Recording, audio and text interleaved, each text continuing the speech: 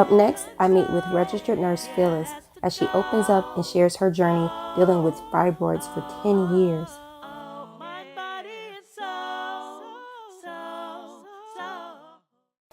Thank you for turning into HWJ-TV. This is Winnie here with Miss Phylis. Thank you so much for being on the show. Today we're talking about feminine health and yoni. Miss Phylis, I was on Instagram and I saw a post and I was like, wow. I hadn't known your story. You opened up and you shared your story to everyone, and I wanted to make sure you had the opportunity to share it to more people. So thank you for being on the show today. Oh my gosh, Winnie, thank you for inviting me. So tell me about yourself. What inspired you to even make that post? And tell the world, what did you put on Instagram that day? I just had an intuition that this needed to be revealed, and I just felt that people needed to hear this.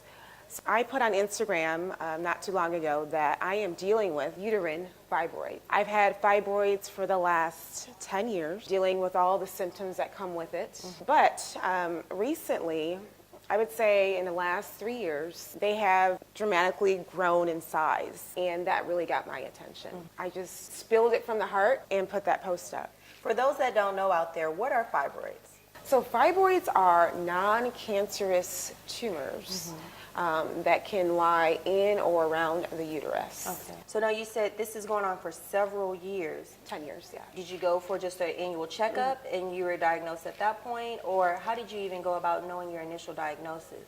Back in nursing school, I was going through a lot just with school and just life. Mm-hmm. I went in for my regular women's checkup, and knowing that my mom dealt with fibroids, I was like, you know what, I'm at risk. Let me get checked out. Mm-hmm. So I specifically asked for an ultrasound from the doctor. She did question why I wanted an ultrasound, and I told her that I want an ultrasound because I know I was at risk. Mm-hmm. And I got the ultrasound test done, and it did reveal I had 2 quarter-size fibroids on my uterus at the time. I was instructed to just monitor it, just continue on. And that's what I did. So after that doctor's appointment, I continued on with my life. At that point, I was not in a good place, I would say emotionally. Mm-hmm. I had a lot of self-doubt. I was going through a very tough nursing program, and I was just probably not on a good regimen, mm-hmm. I would say, with exercise and health at that time. Mm-hmm. So I went about, at that same pace. I would say a couple of years later, I went for another ultrasound. It revealed that my fibroids were not just 2 of them, there were 3 of them. So at that time, I was told again by the doctor, oh, just monitor them. Did ask me, were they causing any signs or symptoms? And I said, no, and she was like, just monitor it. And I went about my business yet again. And that happened again 2 years later. In the midst of the last 3 years, I was told that the fibroids have really increased in size, where the largest is 9 centimeters long. Wow. So I have 4 tumors on my uterus. One is 9 centimeters, one is about 7 centimeters, one is 5, and one is about 2. So I was told by the doctors to look into surgery options, especially if I wanted children. Mm-hmm. I was also asked if hysterectomy was an option. And in the back of my head, I just knew there was another option. I started doing more research. And doing the research, I learned that fibroids are tied to an emotional aspect. So meaning that the hormone estrogen, that's what feeds the fibroids. Mm-hmm. When you're not feeling yourself, mm-hmm. you're going through stress, especially stress. Yeah. Your well-being is off. You're just not feeling you. Mm-hmm. You're not connected with you. That promotes an imbalance. And that imbalance sets your whole body, your homeostasis, your baseline out of whack. Mm-hmm. I think that had a major issue, at least for me, in the last 3 years. Stress. Working out, eating right, but emotionally, you're dealing with a lot of pressure. So that's feeding on to the issue. That's what I came to fruition and realized that I'm dealing with a lot. I'm doing a lot. I need to slow down, else I'm gonna kill myself. And I'm gonna kill myself slowly. What I started doing is I started going to yoga. I started taking classes, and then it became a regular practice of mine. With that, I just felt so much better. I felt connected. I felt more aware of what was going on. And I was like, man, I like that. I decided to become a yoga instructor. I made a commitment for yoga to be part of my daily practice. And that has brought so much value where I feel more connected and more aware of what's going on with how I feel emotionally and able to address that. I'm now at a point where I live holistically. And what I say is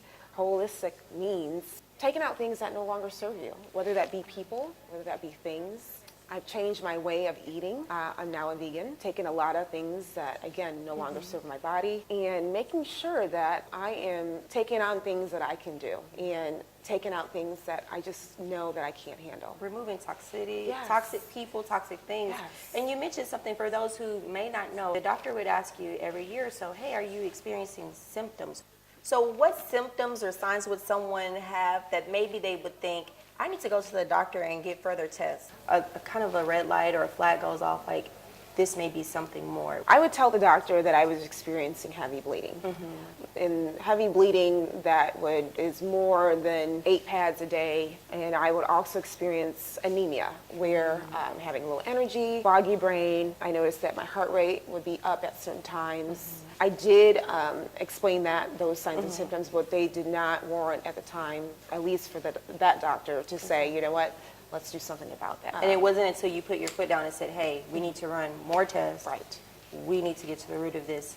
Thankfully you did, because here we are 10 years later. Yeah. You might have not known. You thought, well, this is just me. Right. I'm just always tired, or I just don't feel good. But being in tune with your body and knowing like this, and being a nurse, I'm sure that helped as well. Something's not right. Exactly. Something, the doctors are saying it's okay, go on about your life, see you next year. But you said, no, stand up for yourself, speak for yourself and say, something isn't right.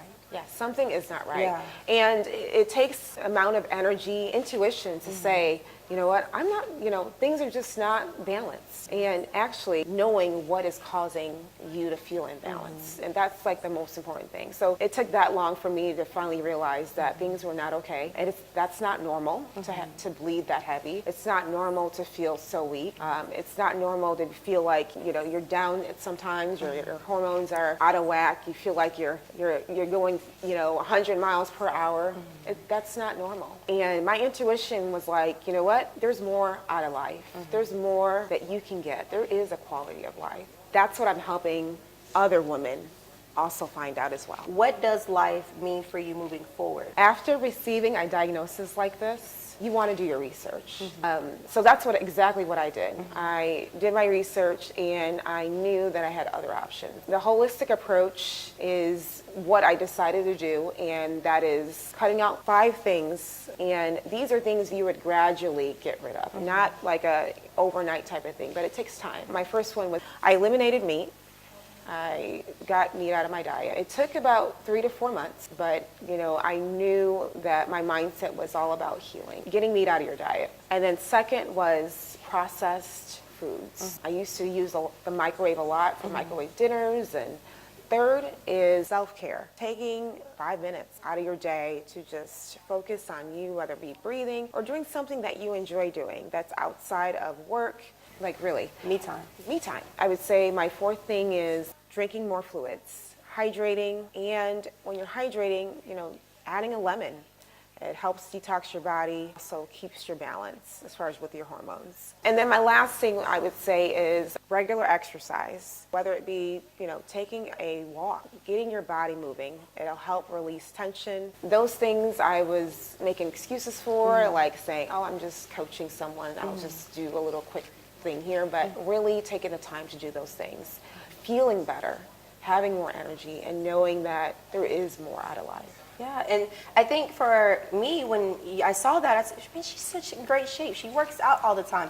But sometimes the outside doesn't tell the story of what's going on the inside. So, Exactly. and I catch myself, I want to weigh such and such pounds, or I want to wear this size. But that does not always equate healthy. Exactly. And that is my coaching style now. I coach people to become their best selves from the inside out, become fit from the inside out. I feel that once you do that, you have a long-term success of happiness and just being ready for life and enjoying what life has to give you. So is this something genetic? Is this something that is maybe even prone in certain communities like African American women? Yes, this is, fibroid is a condition that is common among women of color. Okay. Statistics show that 80% of women by age 50 will develop fibroids. The signs of it early on, it's not really noticeable. And that is why one of the reasons I requested an ultrasound, knowing that my mom had a history of fibroids. In the medical field, is there a standard that, hey, I turned 30, I should probably start getting screened for fibroids? Is it something that we're doing, or is it something, like you said, you have to be proactive about? I believe right now, with where things are, you have to be proactive about it.